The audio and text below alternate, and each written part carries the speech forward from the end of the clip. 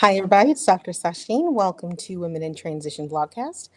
So, today I want to talk to you about this really strange narrative that comes into play when we reach a certain age, usually around 45, 40, 45. We start hearing this interesting narrative about our existence as women in the world.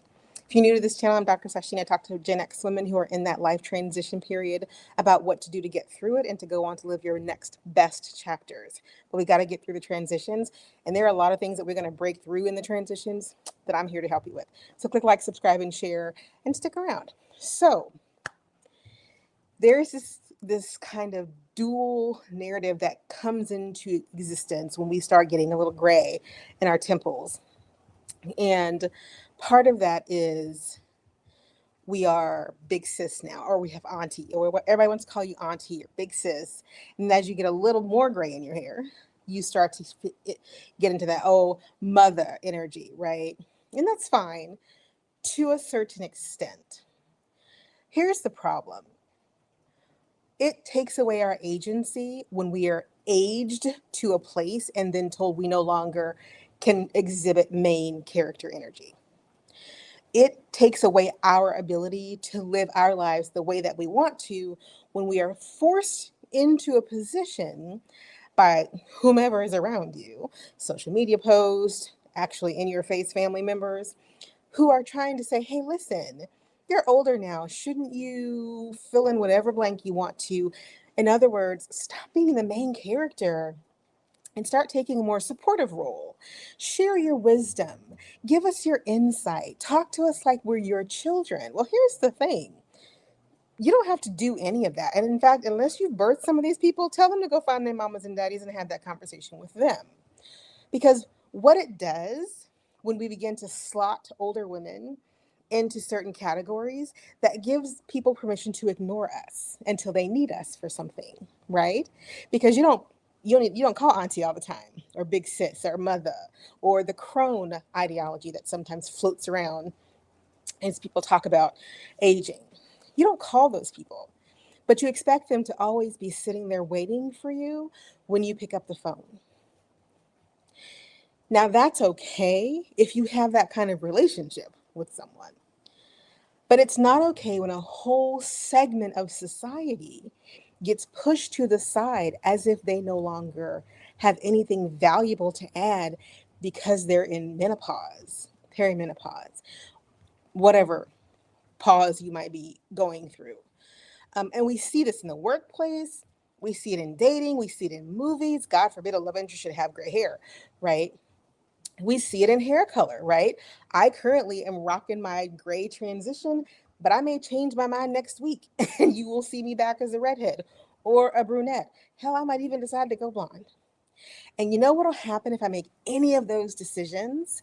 Somewhere in the interwebs, folks will push back against, oh, you're trying too hard.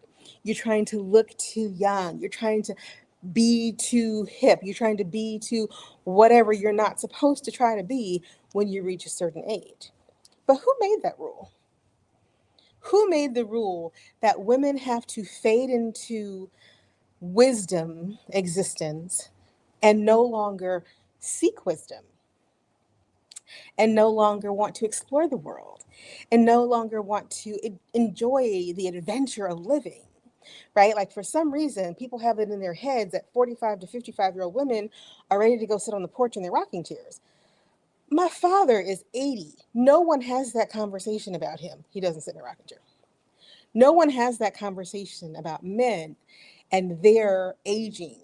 But women are looked upon very unfavorably if they don't decide to step into the auntie, to the mother, to the crone, to the wise woman scenario and embrace it. Well, I'm not asking you to embrace it. In fact, I'm telling you to reject it for a couple of reasons. Number one, we're living a whole lot longer. The quality of women's lives are getting exponentially better every year. We are benefiting from the intelligence revolution, right?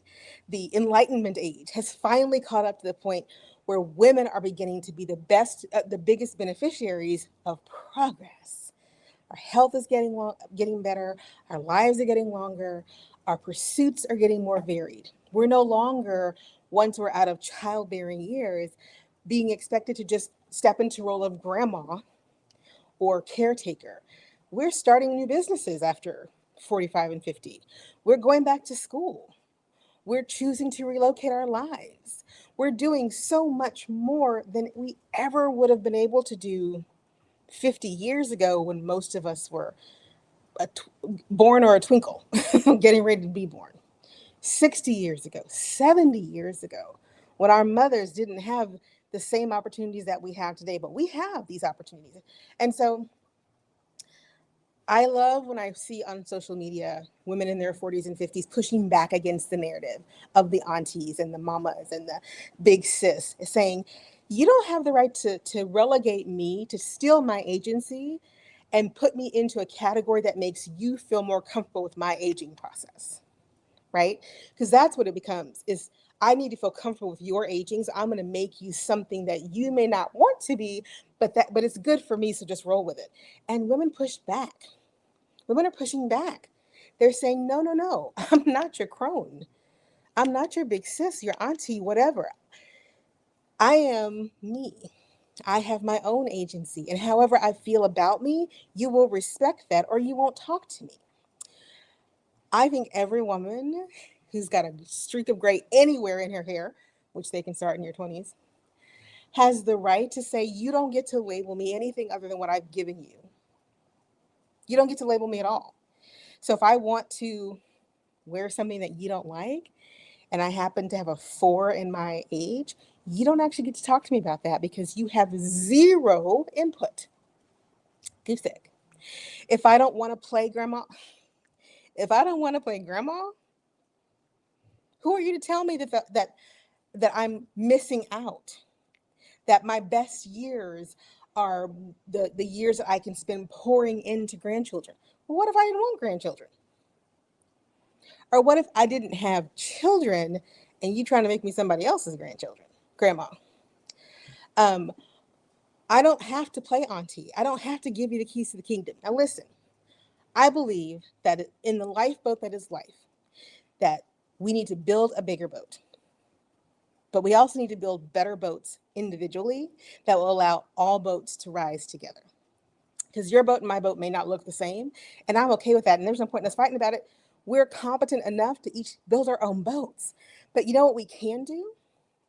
We can share information and we can share resources. But what we cannot do and what we need to stop doing is saying to women of a certain age, you don't get to rebuild your boat anymore. I'm sorry.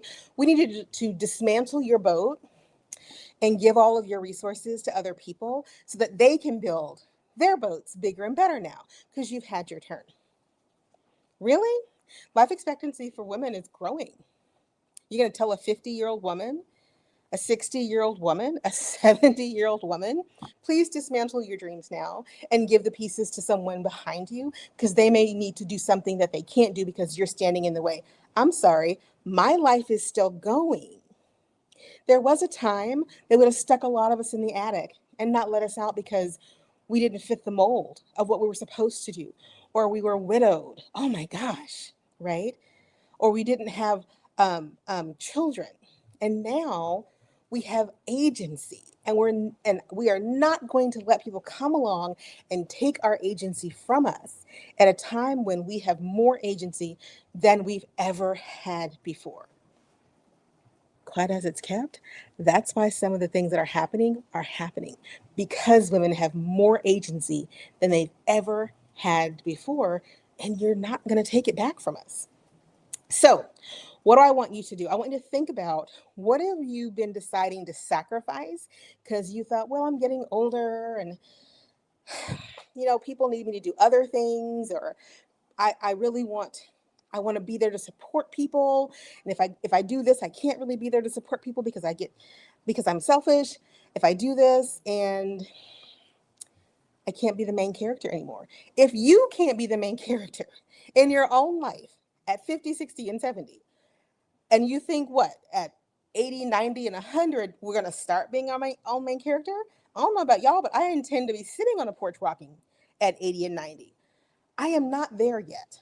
And I don't want you to let the narratives that are out there force you into thinking you have to be there now, that it's time, that you don't get to play anymore, that you don't get to enjoy the world anymore, that you don't get to innovate and create a new anything for yourself anymore, that you have to dismantle the boat that you've been building diligently for 40, 50, 60 years. And you have to dismantle it so that somebody behind you can come along and pick up your pieces and use them for themselves. Baby, you need to start building your boat. And if you're smart, you're watching me and paying attention to what I'm doing so you can build yours faster. Because that is the piece that I don't mind sharing with those coming behind us, right? We've lived. Gen X women, we have lived. We've got some we got some experience underneath us. If the women coming up behind us want to learn, we're happy to talk. They want to do, we're happy to show. They want to dismantle, we're happy to help them tear it apart. They want to build, we're happy to hand them some tools. But what we're not going to do is allow our lives to become a mere spectator to their sport. We have our own sports. We are our own spectators, and we still have too much life to live to ever think that we're going to just roll over and become the crone, the auntie, or the big sis, because society is uncomfortable with silver-haired women out there still doing their thing, happily doing their thing. It's raining like crazy, which is why we're over this way, because the lighting has been terrible all day long. But I think it's important to have this conversation with yourself and to ask, am I living the life I always imagined that I would have? Or am I ready to start living that life? Am I in that place that I always dreamed that I would be? Or is it maybe time to get there? Have I started thinking about how I can pass the mantle? I'm not really ready yet, but I'm not sure how to focus and shift through this transition and come out the other side where I want to be, not where everybody else wants me to be? Are you asking those questions? Or are you just saying, it's okay to be thought of as the older auntie or the whatever, whatever? I have siblings. I'm their big sister. And even then, they know full well that I have not lost my agency. And my life is not yours to mold to suit your needs. But if you let me help you when I can and when I want to, I'll always be there for you. And that's what we should be telling younger women and older women. We are lifeboats together, learning from each other, lifting each other up, right? And instead of telling older women to step aside so that the younger women can move their boats through, we're gonna teach everybody how to sail. And if you can keep up, come on. But if you can't, you're not gonna blame us older women for not slowing down to get you, because we're doing our part. We're doing our part. So I want you to think about, what is it that you want? What is your life supposed to look like at 45, 55, 65, 75? Where are you supposed to be right now? Because are you where you're supposed to be? Or have you taken that main character energy that you used to drive you so hard through your 20s and 30s, and somehow in your 40s and 50s and 60s have decided, I don't think I'm supposed to do this anymore. I love the stories that cross my feed about women who are starting their own businesses at 55, who've enrolled in law school because they're upset about things that are happening and they want to be in the courtroom fighting, and they're 48, who see that there's a shortage of nursing and have decided to go back to nursing school or become a phlebotomist or become a doctor, and they're 40. You can't be doing all that stuff if you can't be the main character. You can't pursue those dreams if you can't be the main character. I have a friend who's starting a cybersecurity firm. She's in her 50s. You can't be a supporting character in somebody else's story and the main character in your own, because somebody's going to get left behind. Some storyline is going to end up falling. Wouldn't you rather the person who needed you to be their supporting cast member learn how to be their own main character and let you be your main character? Because at the end of the day, it isn't that we're all standing around going, we're not going to help anybody. We're not going to give any advice. We're not going to help financially. We're not going to help spiritually, emotionally. We're not going to do any of that because we want to be selfish. That's not what we're saying. What we're saying is we earn the right to be selfish. And so, therefore, we're going to engage in behavior that centers us. If you so happen to be in our orbit and you need something that we are willing to give, baby, you got it. But if you are not in our orbit and you need something that we're unwilling to give, baby, you don't got it. And I will not feel guilty about that. It takes a community and a village to build a boat, but you do not put your best boat builders on the sidelines just when they're reaching the peak of their boat building expertise. Because I don't know about you, we could all be here for another 30 or 40 years. How are you living? Because I know how I would like to be living.